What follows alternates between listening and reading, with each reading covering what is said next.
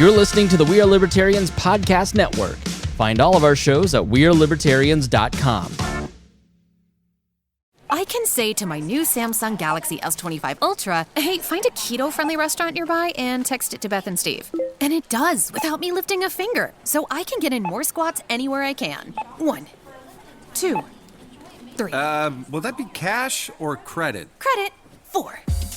Galaxy S25 Ultra, the AI companion that does the heavy lifting so you can do you. Get yours at Samsung.com. Compatible with select apps. Requires Google Gemini account. Results may vary based on input. Check responses for accuracy. Have I Got News for You is back for another season. Roy Wood Jr., Amber Ruffin, and Michael Ian Black are finding the funny in the week's biggest stories. Have I Got News for You returns Saturday at 9 on CNN and stream next day on Max. Welcome to the Chris Spangle Show. Thanks for joining me today. This is a conversation that I had with the students at John Carroll University that make up the Freedom Society. Thanks to listener Luke Hoffman for inviting me to come and talk. And they asked me the question, what's wrong with the media? Why don't people trust it? And yes, there is the obvious first answer that the intentional or unintentional blatant falsehoods that are sometimes pushed by the mainstream media or the right-wing media erode faith in the media, but there are also other factors that are kind of unseen and untalked about. So we talk about that today. Thanks so much for listening. Thanks again to Luke for having me, and please enjoy the show. So this is Chris Spangle. He's a 15-year veteran of media and politics. I had to type that out so many times I practically memorized it. That's the point. Very good. Also, I said he runs his own media empire in the promotional stuff, but he runs a thing called We Are Libertarians. It's basically a giant podcast organization with podcasts on different topics, stuff like that. He has his own podcast, his Chris Spangle Show, and runs his own website where he publishes articles about like politics, current events, stuff like that. Just go ahead and introduce yourself, please. Yeah, I started out from 2004 to 2008 working at a news talk radio station as a reporter, producer. That's really informative for the stuff that we're talking about today for me. Then kind of flipped to the other side and worked for the Libertarian Party of Indiana as their executive director for full-time job from 2008 to 2012.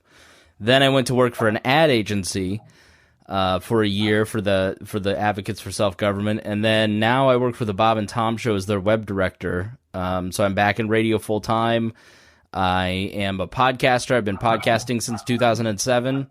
Have multiple podcasts from, like he said, it started as We Are Libertarians. That's morphed into the podcast network, and my show is The Chris Spangle Show, History of Modern Politics, Liberty Explained, podcasting of platforms, teaching people how to do podcasting. And then I'm on the Pat Down, which is a comedy podcast with comedian Miss Pat and Dion Curry. And yeah, I've worked in, I've bought media. I've been the media. I have argued with the media. I've had stories run about me that were completely wrong. I've had, goofed, ran out of thought, just like I did right there, and that got used on the 6 o'clock news by Jim Shella, who now weirdly is a friend of mine. There's plenty of reasons that I have an opinion on media, but I also think that journalism and media, like, we're living in a time where there's never been better journalism, but there's also never been worse journalism. So we're very fortunate and cursed in that way. So yeah, I mean, my passion really is like to sit down and research a topic, and then every day or two to do a show about it, to explain to regular people what's going on with the topic. From this this. I'm a libertarian, but my desire to indoctrinate people has lessened over the last 2 or 3 or 4 years. And now it's really like people just don't know what's going on, and they don't know who to trust, and they just want an explanation that isn't cloaked in Republican or Democratic jargon. You take a big topic of why are my shelves empty? Why is gas prices so high? Which are a couple shows that I'm working on now. And then we do a podcast around that, trying to explain current events from that independent point of view, and along the way kind of getting people to think differently about their interactions with government, the role that government plays in their lives, and that's born out of my experience. Just kind of like being around Indianapolis, where I'm from, being in the media, from this legendary radio show, you get like one view. Being a talk radio guy, you get a different view. Being, I've just been fortunate to kind of meet a lot of different people and see a lot of different things. And, I'm excited to come and talk to you guys tonight about it. Yeah, so pretty much the topic we wanted to talk about tonight is why people don't trust the media, why the general public doesn't trust the media. And I looked it up beforehand, and the most recent Gallup poll said only 36% of Americans trust the media as being truthful pretty much all the time. And it's the second lowest it's ever been since Gallup's been doing the poll. Personally, I think reading and watching the news is a waste of time unless I want to learn about an issue and I'm going to like multiple different sources, because I just think it's all super sensationalized. And it's just bad for my mental health to look at it. And just to give an example, I was on Freedom Society's Twitter today, just doing some stuff, talking to people about future events, and I was just scrolling through my feed, and there was about 3 tweets within it's a group of 12 tweets that were saying just really bad things about the media, called unforgivable demons, the problem, and this is completely this could be just because I follow a bunch of libertarians, anti-government types, but I just thought it was funny. So we just kind of wanted to hear your thoughts about this divide, how you think it happened, because obviously this wasn't the case, hasn't always been the case. Yeah, I mean, yes and no. I mean, there's always been animus amongst the media. I mean, if you want to pull out and go back to, the time of the founding, I mean, you have something like the Aurora in Pennsylvania, which was set up by Benjamin Franklin's son. It was the subject of the Alien and Sedition Acts. There's a great book, I think it's called Liberty's First Crisis, and it's basically about Congress and John Adams and their fear-mongering over the French invading America, and Benjamin Franklin Bache, printing all this stuff that was going to, bring down the fragile new republic, and that's why the Alien and Sedition Acts was passed. I mean, it was, censorship and controversy around the media is from the very first, moments of this republic. So information has and always will be controversial, and we're living in a very messy time. If you look at new innovations of technology, there has always been a period of instability after that happens. The Reformation is caused pretty much directly by the printing press, and Martin Luther's ability to print the New Testament in German and pass it out to a country of people that have never been able to read the Bible for themselves because the Catholic Church had kept it centralized. That freedom was very threatening to the powers that be, and that includes the church, but it also includes the political authorities of that time that were deeply in bed with the church, and the church, the Catholic Church, and the political rulers of that day really depended on each other to have each other's back. And so the printing press really threatened to blow that apart.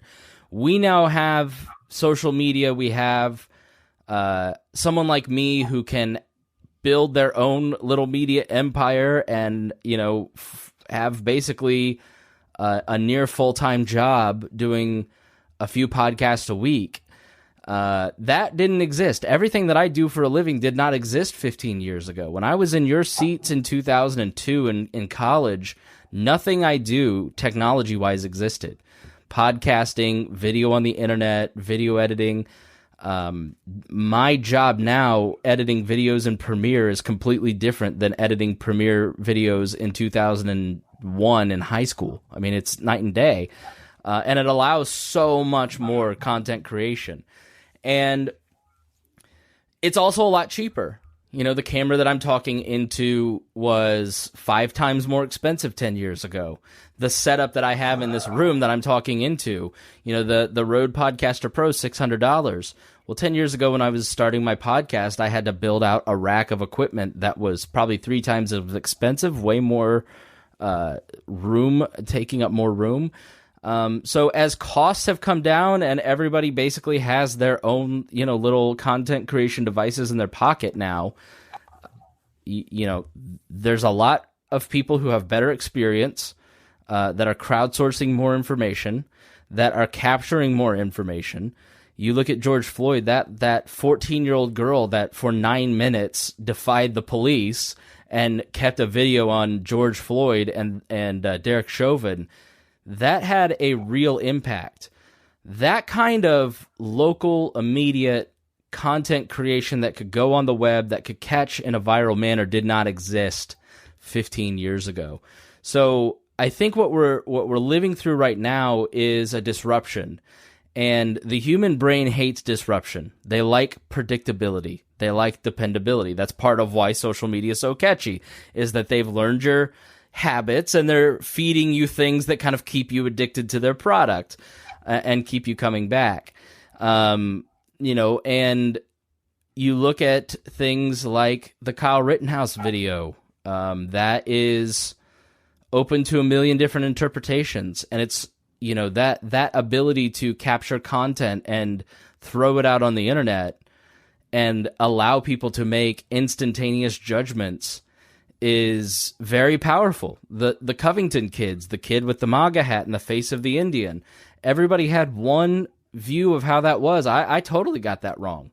And then when you really kind of looked back, you went, oh, they weren't the aggressors at all. But media is struggling to kind of keep up with the breakneck pace that decentralization has caused. And part of that is good. I mean, part of that is great. Like I said, people like me have an opportunity. We have the ability to have this conversation. But it also kind of creates a lot of mistrust because now everything is framed through the lens of the person that's posting the video. I mean, you guys know that when you're posting on Facebook or Twitter, or you're kind of just going through your daily lives, there's a lot of times where you kind of go, oh, sorry, I got that wrong. I totally misunderstood. We're just doing that on a global scale now. And I think that that's a big factor. I think that immediacy, that massive shift in how content is curated, how the media is no longer kind of the gatekeeper. They're the ones trying to catch up and give you some context to what happened, as opposed to the way that even you guys grew up. You look at something like every journalist watched, including me at 12 years old, All the President's Men with Woodward and Bernstein tracking down the Nixon impeachment stuff and the 18 missing pieces of tape. And every few weeks there'd be this bomb that they just dropped that would totally change the narrative. And they could just destroy or create a person because they had total power. They had all of the attention. They don't have that attention anymore. And they don't really even have the resources to keep up with what has our attention. So, the immediacy, the lack of gatekeeping, and then I'd also say the lack of resources in these organizations is probably the third biggest factor to the decline in trust. The quality of the product is worse. So when I worked at a news talk station in 2004, there were 13 people working on my radio station. When I left in 2008, 2 people were left working on that radio station. It is now a computer in a closet. If you look at the Indianapolis Star, the local veteran journalists that have been dismissed and bought their contracts bought out over the last 10 years, they've taken every senior journalist to cut cost and moved them out of that newsroom. So you are now left with people that are just kind of out of college, that came up in a very different system that is more ideological than a lot of the old school reporters. And they have more of an ideological driven mission than somebody like an old school reporter like a Jim Shella or Vic Rakyart, who got their start in the 70s.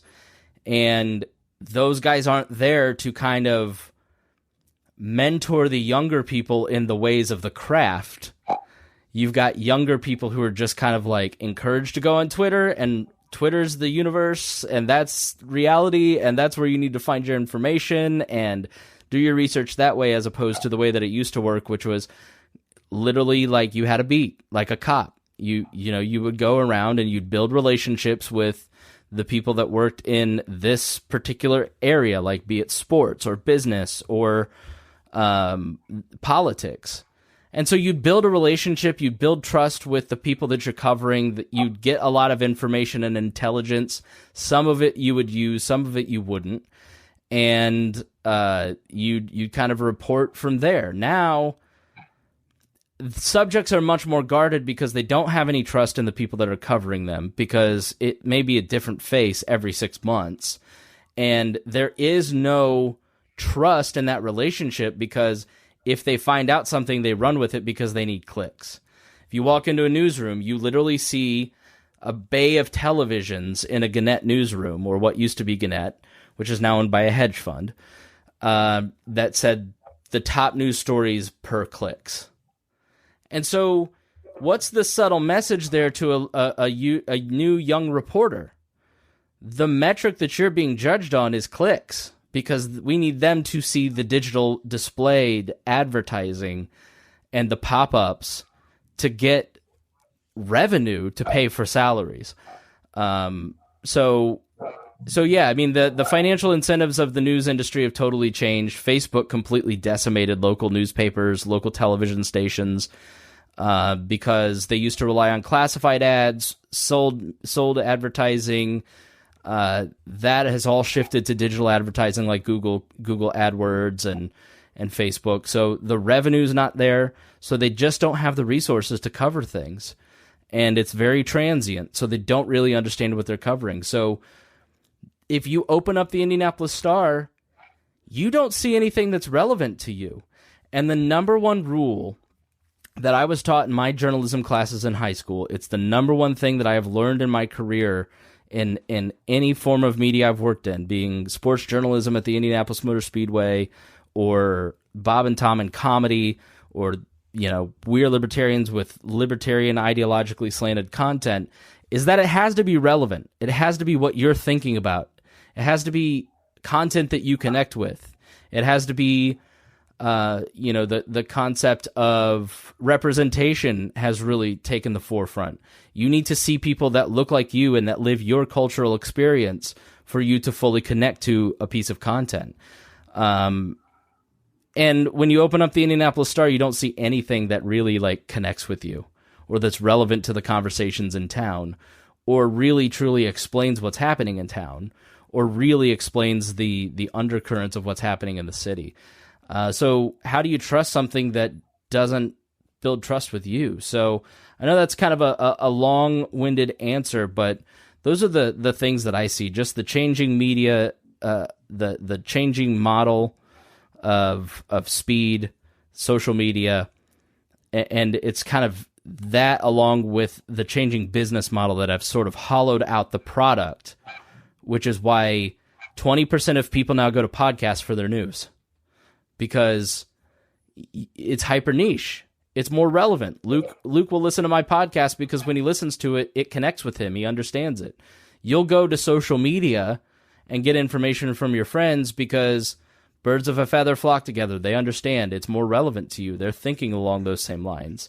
But that can be dangerous because it creates those silos, and that has a tremendous effect on people's way of thinking. And I think part of the reason we're in sort of this death strangle between the left and right is that there's no cross-cultural conversation whatsoever, so there's no trust being built. So I have a question for you. I don't know how it was necessarily 10 years ago, but when there was misinformation, I don't want to say misinformation, but when news sources say put out that story, it comes out incorrect, is there a need now for accountability, or does it not matter because, again, you're in a silo where you're only talking to your set crowd, and if you say something wrong, they'll, move past it. Is there a need for accountability, and how do you create that in the system?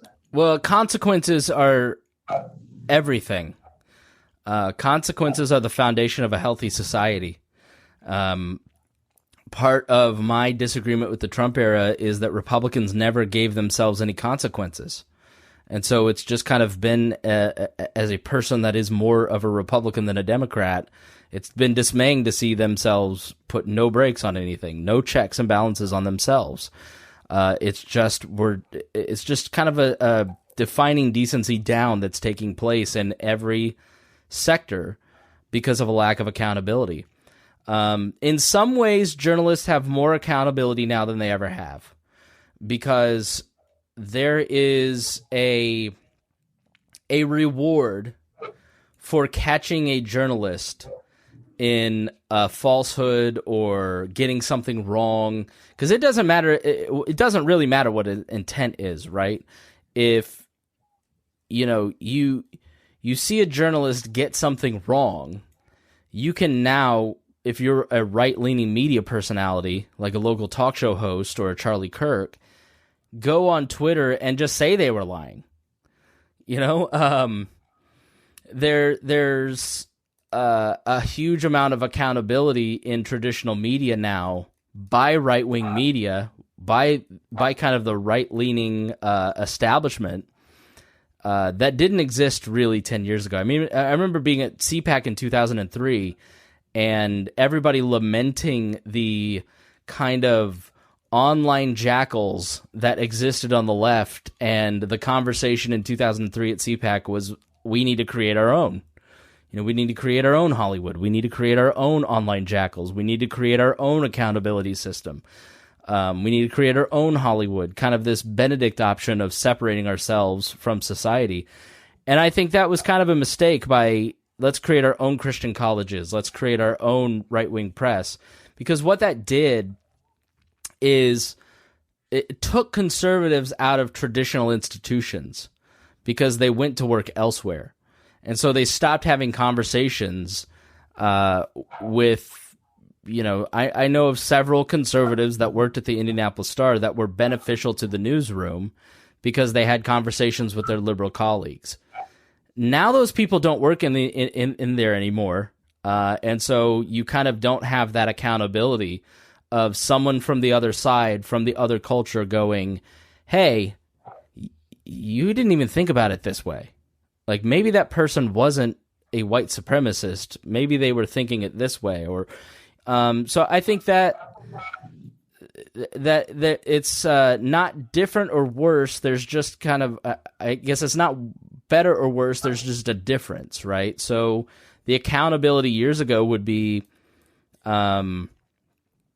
if like Brian Williams gets caught sort of half lying, fudging a story, and gets relegated to 11 o'clock on MSNBC and loses the premier job in broadcast news. That is a profession keeping themselves accountable. Journalism, libertarians really want private institutions, private policing to take place, and journalism has been a place that has kind of modeled that somewhat, in that they set these defined rules of ethics and hold each other accountable around them. You can't work in journalistic institutions if you don't kind of buy into a set of rules. I wouldn't be able to necessarily go work at the Indianapolis Star because I don't do my show in a rigorous way. I don't have 2 or 3, layers of fact checking or editing that I have to go through when I do my show. It's just kind of like, I've done some research and reading, but I'm kind of shooting from the hip. Them violating that set of rules and not holding each other accountable because they're, the journalists that are left didn't get held accountable as much as the journalists that are on the right. That kind of led to the right going, well, you don't hold anybody accountable, which is just not true. But I appreciate in the journalistic world how they do have a set defined rules of ethics that are not enshrined in law, that are not backed by the force of law. It's just sort of backed by a code, a professional code. Excuse me. So that's one way that they keep each other accountable. And the other is basically this like new amalgamation of right-leaning, media outlets that are hunting for mistakes. Ryan Reynolds here from Mint Mobile. I don't know if you knew this, but anyone can get the same premium wireless for $15 a month plan that I've been enjoying. It's not just for celebrities. So do like I did and have one of your assistants switch you to Mint Mobile today. I'm told it's super easy to do at mintmobile.com/switch. Upfront payment of $45 for 3-month plan, equivalent to $15 per month required. Intro rate first 3 months only, then full price plan options available. Taxes and fees extra. See full terms at mintmobile.com. This episode is brought to you by Shopify.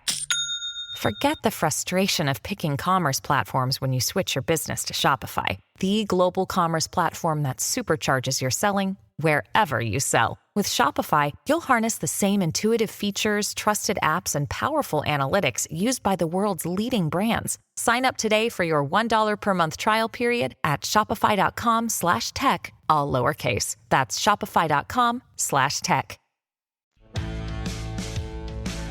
TMZ.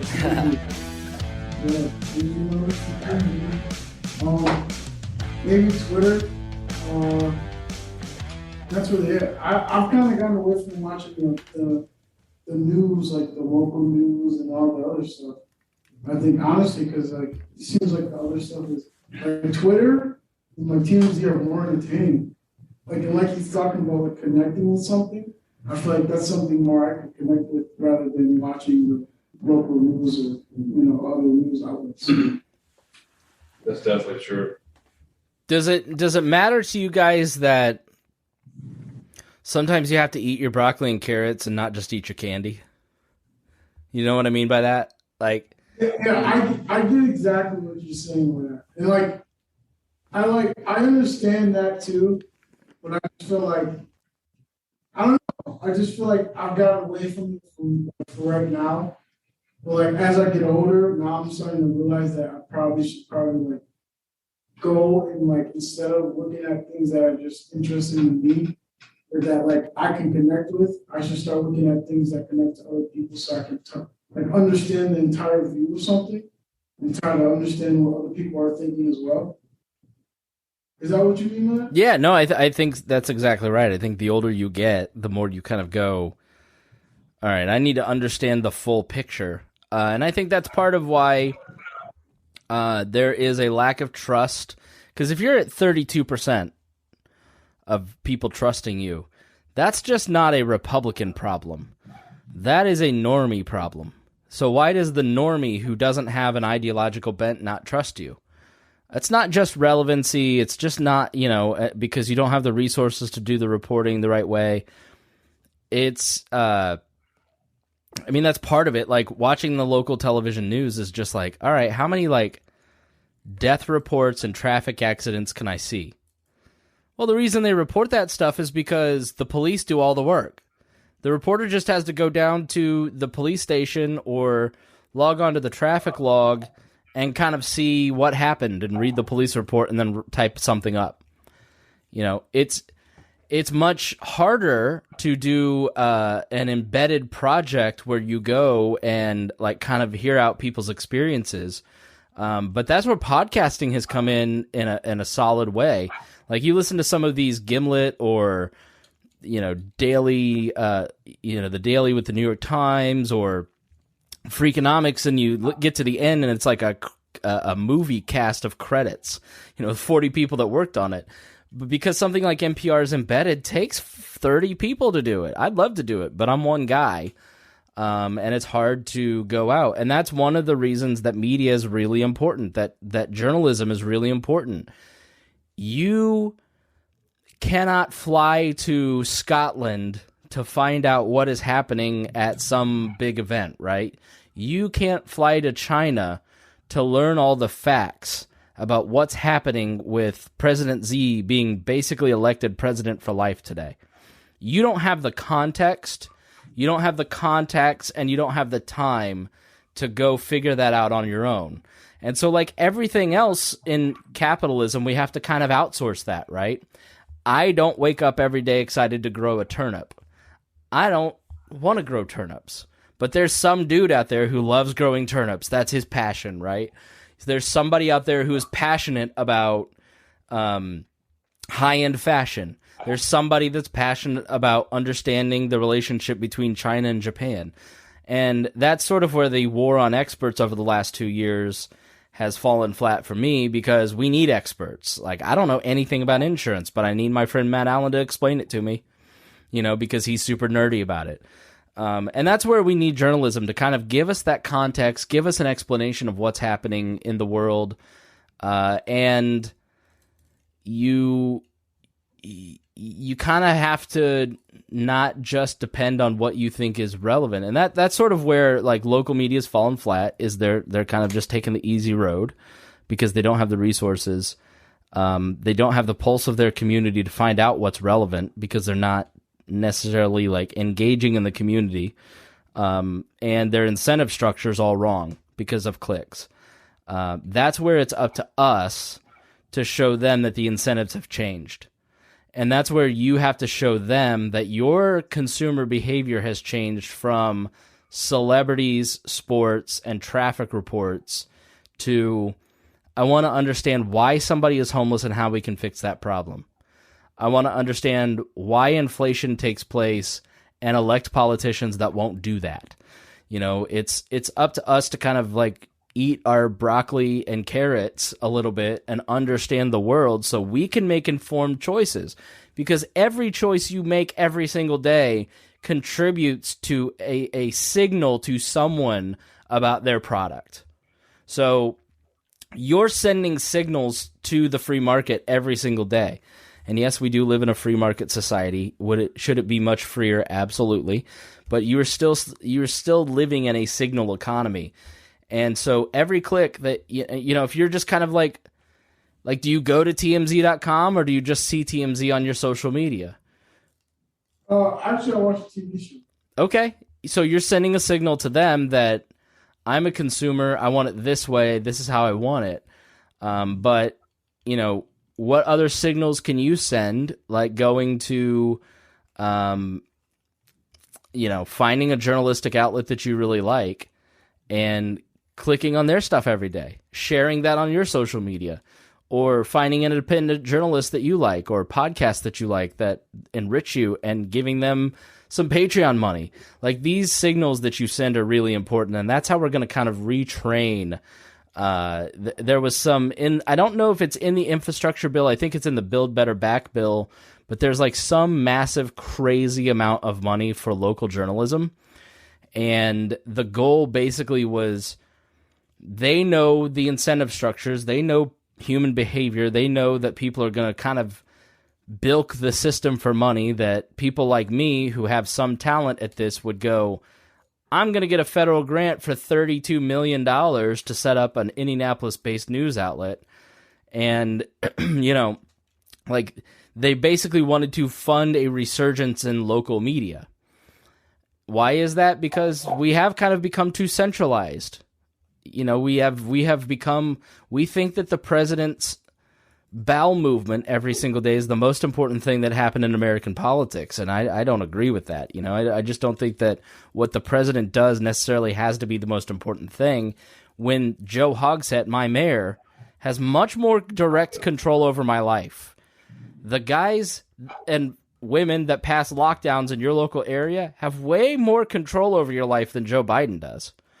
And I think we should have learned that through the last few years. So I just say, think about your incentives that you're providing, the signals that you're providing, and, kind of seek out some things that you think, like ProPublica is an investigative journalism site, or downloading podcasts that do responsible journalism and saying, hey, these guys do a good thing, and sharing that information, sending that signal. It doesn't have to be boring. That's the great thing about a lot of these storytelling podcasts. They're doing journalism, but not in a boring way. The Daily has been at the top of the podcast charts for 3 years for a reason. It's not boring. You can get the same amount of information in a daily podcast as you can reading like 5 or 6 New York Times articles in 20 minutes. And it's told in like the storytelling format. So that signal to the news industry that podcasts can be popular and you can put some melted cheese on my broccoli and I'll eat it, sort of change the direction of podcasting and news. So I wrote this question down on the sheet I sent you because I thought it was a question somebody brought up to me when I was younger when I told them like, oh, I really like watching the news. I don't really see the purpose. They created this hypothetical where it's like, oh, what if a natural disaster happens and like how are people going to find out, et cetera, et cetera. So like, do you think like a large like centralized news system, like I don't know, like a Fox or a CBS or whatever, is necessary in a country like America, or do you think an emphasis on, you kind of answered this already, but an emphasis on like more local news would be better for like the American ecosystem, how people relate to each other? Is it all right if I add to this? Yeah. Sure. Like you also mentioned that like the funding for local news sources has been down a lot recently. I don't know, I was just kind of curious if you had any ideas or thoughts on what could be done to kind of bring money back into local news, bring more support to them. Yeah, so the AP is about as neutral as you're going to get in America. And most people don't realize how much news they read from the AP every day because they don't understand what the AP is. A radio show or radio station or, news outlet of some sort will pay the equivalent of a year's salary to the AP for the rights to read their stories, play their audio clips, and in exchange, you get access to their network of reporters. In a state like Indiana, you may have, 10, 20 AP reporters covering a variety of subjects that are paid to write the facts. There's a reason that the AP is kind of considered the standard. Right here in my bookshelf behind me, the AP style guide is something that I try to implement in how I write. So we do have like a big centralized news service in that, or Reuters, or Deutsche Welle in Germany, or the BBC in Britain. And there certainly is like a place for that kind of thing. Because of what I said, like you just can't be everywhere and do everything, and you've got to have an institution. Like I'm a libertarian that believes in institutions. Private institutions are good. Something like the AP, I think, is a benefit because it strips out that like hot take and like kind of puts it in very neutral language. But and they get it wrong. And you should probably double check them too. But like they wait. Like they have very strict standards in what they report, because when you print a byline in the AP, you like next time you're on like your local television news site and you see that it's an AP story, take that headline, copy and paste it, and put that into Google. And you'll see probably 100, 200 different results, because that same article got printed on hundreds of other news sites because of that system of people paying into it. And it takes a long time to build an institution like that.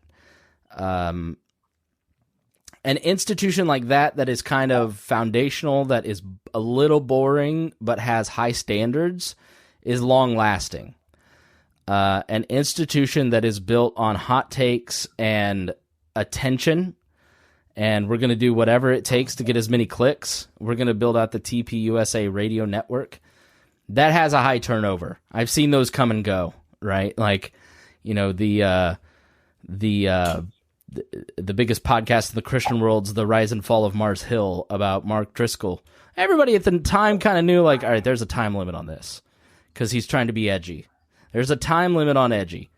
And those people get really popular really fast, but they don't build institutions, because they're trying to just, you're just trying to get attention.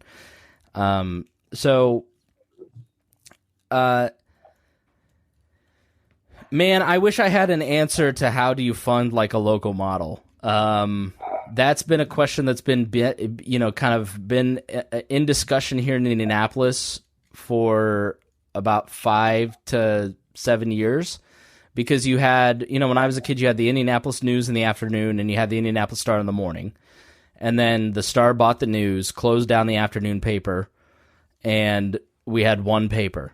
And then the Indianapolis Star it got bought by Gannett, which got bought by a hedge fund, which got sold to another hedge fund. And just over the last 15 years has just been, they've squeezed every ounce of revenue that they can out of it. They're cutting their way to prosperity. The product is terrible. And everybody in town knows it. We tend to think like power is the person who's elected, and that's not the power in any kind of place like Indianapolis or Cleveland, right? It's like the people that work in the law firms and the people that kind of run the big nonprofits and the people that kind of run the school system and run the newspapers and the TV stations, and there is an elite in any kind of geographical area. And the talk in the elite of Indianapolis has kind of been, what do we do about the Star? Because they're going to kill this. They're going to kill the only newspaper. And we need journalism. We need to know what's really happening to make informed decisions. We needed good journalism around COVID-19 so everybody could make good personal decisions. You need journalism to kind of like, as much as the right-wing press will beat up on journalism, they desperately need it. Because what else are they going to talk about? They're not out there doing reporting, right? Every right-wing talk show or blog starts with a link to a traditional media source, whether they're claiming that they are geniuses because they believe in the right thing, and look, this New York Times article proves it, or, oh my God, look at how awful these people are. Or you'll get a Tim Pool, like tweeting today, that the corporate press is the enemy of the people, and they got Rittenhouse wrong, and they got Covington wrong. Like, Tim Pool's incentive structure is to get you to not believe in other forms of media and give him all of your attention. We're in an attention economy. I am an attention merchant. I want you to pay attention to me. And you only have so much attention, right? You have a finite amount of space on your podcast attention listening. So what I need to do to get you to not listen to them and listen to me instead? So let me lower their value, right? And that has been a very successful strategy. And there is some merit to everything that they say about the mainstream media, for sure. But journalism is still important.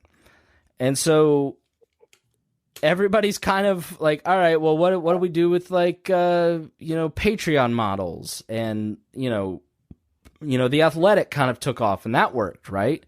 Like, you pay for The Athletic $7 a month, you get access to the articles.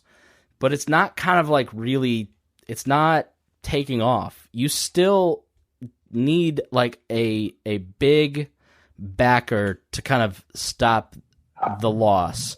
So journalism news has always kind of been a loss leader.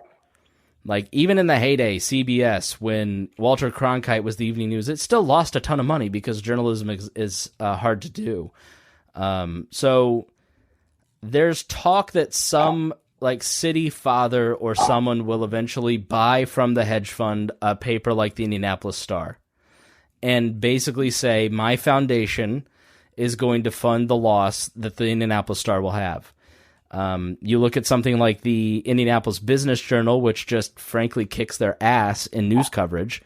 It's owned by some rich guys here in town that are libertarians that do great coverage. And it's because they know that journalism is important. So as much as everybody would like, oh, we need to kill the elites are still going to always kind of end up owning the news because it's the only financial model that works. But this system is much more open than the old days, right? So We've kind of returned to the 1800s when everybody had an ideological press. The Corden Democrat, the Rushville Republican. Like these, there were 5 newspapers in a town like University Heights, So you wouldn't just have one big blanket newspaper. You'd have a bunch of little broadsheets. And that's kind of where we've ended up with some of these bigger institutions, but a lot of people like me that you can go to for information. But I still rely on the mainstream guys, like everybody else. Don't let them fool you on that. Sorry if I'm being too long-winded. Just yell at me, Luke, if you... You guys have any questions or comments on that? Thanks for taking the time out of your night to talk with us about us. It's a pretty important discussion. I appreciate your thoughts and perspectives on things. Yeah, sure. I mean, is there anything else that you want to ask? I don't know. I mean, I guess kind of like the problem you touched on that I deal with personally running this club is the whole incentive structure. People just don't care about hearing like quality information and learning about stuff. Because like I said, like correct me if I'm wrong, but the nights to go out here Thursday and Saturday nights. On Friday, people were just hanging out with their roommates, stuff like that. Like, there's really no reason why they can't come to something like this, but they still don't. Yeah, they don't really care. I think ultimately that's going to be the downfall. Like, I don't know that it's the downfall. I think it's just the way it's always been. Like, yeah. There's a rule in nonprofits that 4 people in any nonprofit do all the work. And that's been true of every nonprofit I've ever been involved with. That's why the founders didn't set up a direct democracy like Athens where everybody had a say. They set it up so you had a representative democracy. Because they knew if you had a certain amount, like in polling, if you have 1,000 people, you don't really need 100,000 people. Because 1,000 people is enough if you kind of sample the right way, right? You will always have people who don't get discouraged because your meetings aren't always full. It doesn't mean that it's not meaningful work. It just means that you're carrying the water for you're representing a certain amount of the population, and your work will pay off. It is meaningful, even if everybody doesn't show up. You know what I mean? Like, there's benefit to your activity, and there will always be a small number in anything you do. Like, it's one of the great tragedies of our age is how miserable we are considering how great our lives are. Your lives, living in your college boy disease-infested room, I'm sure, is infinitely cleaner and healthier than anything Henry VIII ever lived in. You have better access to food and healthcare than any medieval king. Your life is phenomenal compared to every human that's ever lived up until basically your generation. But we all feel super miserable. And it's because we just spend our day scrolling, seeing how everybody else is representing their best, their best life. I literally will never forget my 2 best friends. I knew how bad they were fighting, how close to breaking up they were. And the next morning she posted, "Oh, I love him so much." It's like we compare our movement to their movement, or our podcast to their podcast, or our group to other people's groups, and it's kind of all fake bullshit. It's like everything's awesome and nobody's happy. So, don't get discouraged. Like, kind of just be grateful that you guys have formed a group, that you're working hard, that it is making some impact, and don't get down because it's not 500 people, because 500 people are never going to show up. You're experiencing something that every nonprofit I work with is going through. Like, one charity was like, we don't even offer for volunteers, because I hosted a public affairs radio show last year. And I talked to 63 charities. Every single one I said, do you ask for volunteers? Do you want volunteers? And they go, no, we just want money, because volunteers show up, take a selfie that they were volunteering, and then never show up again.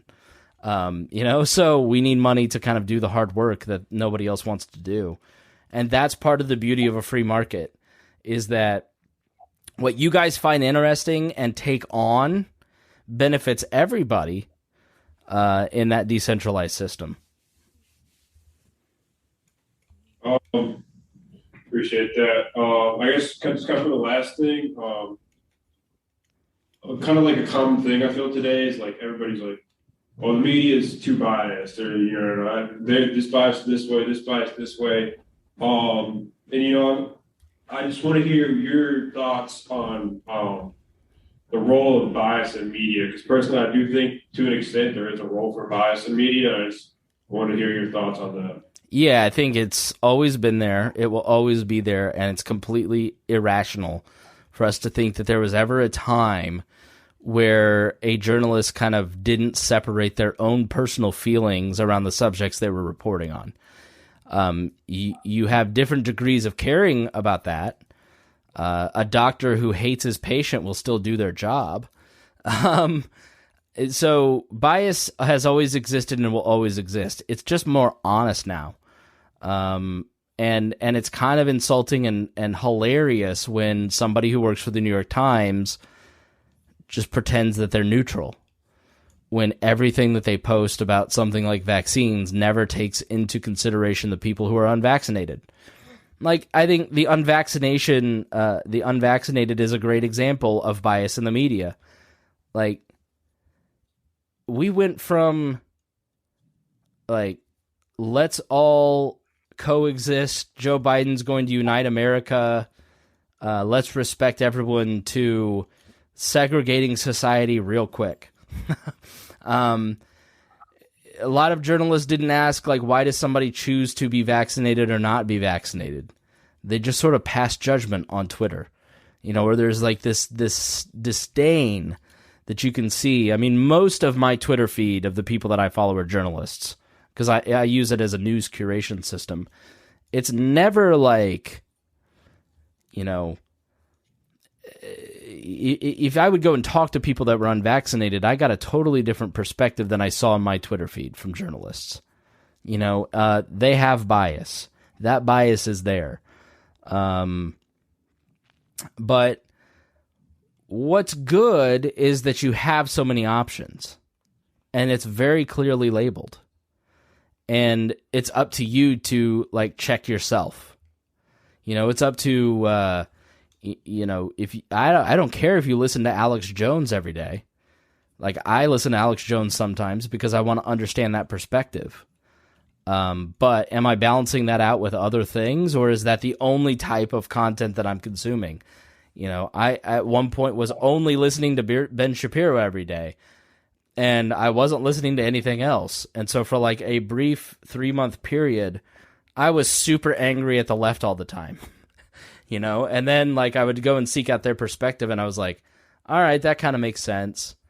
So I just think it's like a healthy media diet should be encouraged in the same way that a healthy physical diet is encouraged. Like, it's fine that you watch TMZ. Like, nobody's asking anybody to go and only, read the most boring shit out, like just read the AP. Like, that's not colorful, it's not fun, it's boring. Like, just kind of make sure you're getting some balance.